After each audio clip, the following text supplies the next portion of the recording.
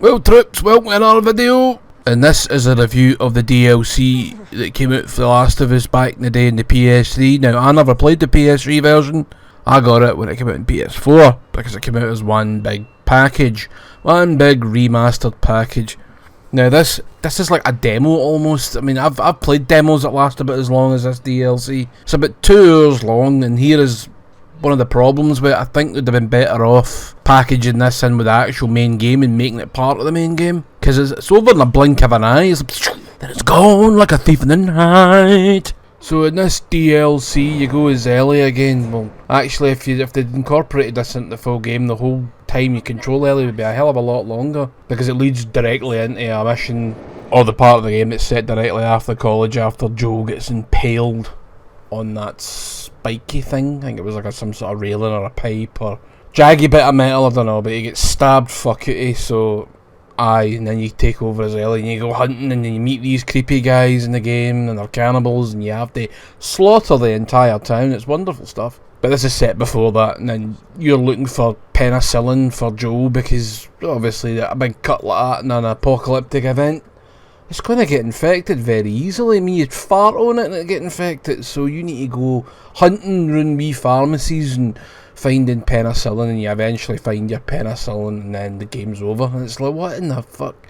But during those times you'll have wee flashbacks to when Ellie snuck out of her house and went with her pal Riley, who turns out to be her girlfriend. So Ellie turns out to be a lesbian, and so does Riley. And this is where Ellie gets bitten. I mean, it's kind of obvious. I would say it's a spoiler, but it's not really, because at this point in the time you should know. Well, you've finished the main game, because this came out after. And even if you are playing it for the first time, you find out Ellie's bitten and immune to the virus very early on. Very, very early on, the first couple of hours of the game, in fact. But it's a nice wee change of pace, this game. It's got quite a hopeful atmosphere about it through most of the DLC, other than when you're looking for medicine for Joe, because it's really bleak in those times. And you'll fight your clickers and your stalkers, I believe they're called, which they are in the main game, but they're not as many. And yes, they are a rip-roaring pain in the hole. Want some? Sure. Watch out, that's not beer. Please. Oh! Oh my god! Oh, here, it's disgusting. Told you. There's quite a lot of environmental puzzles in this, a lot more than I was expecting. And I like the environmental puzzles. And it doesn't feel like we're oversaturated with them or anything like that, which is quite nice. It's just dealing with the clickers and the infected as a 14-year-old can be a little tricky, because she doesn't have the same, well, strength or agility as a fully grown adult, male or female. So yes, it can be odd. Very odd. She can shoot really well though. Well, she can shoot better when I'm no controlling her, that's for sure. But better off letting the game play itself. Then when you're in the flashback scenes going through them all for the first time, it's quite nice. It's almost got like an adventure game feel to it. It's just a lovely wee change of pace. You've got a lot of dialogue options to find, you've got secrets to find. You get to go into a Halloween shop and put on all the different masks, and Riley all scary and blah and all that shit. You dick! That's 2 times today! And it'll cut back and forth like that through the entire DLC. So other things you'll do in the flashbacks is you like go in a photo booth, ride a carousel, have a water gun fight, which I always seem to lose because I'm pish. You throw bricks at car windows, whoever smashes out all the windows first wins. It's good, it's good fun, but it's just over in the blink of an eye, and then you're back in the present, and it's like, oh Jesus, and you can feel the weight of this wee mission she's got. It's pretty fucking weighty. It's really bleak, and I oh my god, I do love that.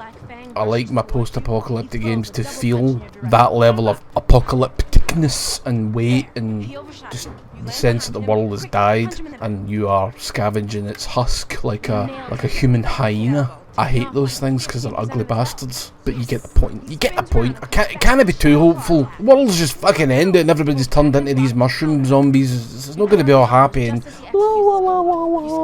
like, if you're expecting that, go play something else like Viva Pinata, you prick. There are also instances in the present part of the game where you can get the infected to fight bandits, and that happens a few times, which I actually thought was really funny because you just hear them getting slaughtered. These bandits are shite. I don't know how they've survived so long, because there's like maybe 2 or 3 infected and there's like 20 of them and they get absolutely slaughtered.